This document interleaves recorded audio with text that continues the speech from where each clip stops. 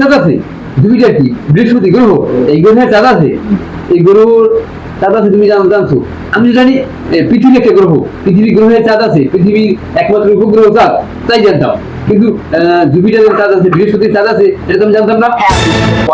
চাঁদ আছে, বৃহস্পতির 95টি চাঁদ আছে, সবগুলোই চাঁদ আছে। সব গ্রহে মানে দুটা গ্রহ নাই।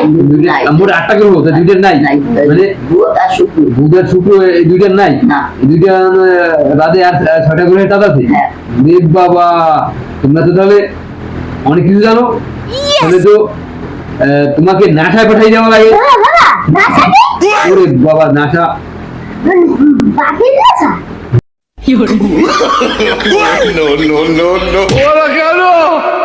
না না, বাতিল নাসা না, নাসা হচ্ছে মহাকাশ গবেষণা সংস্থা।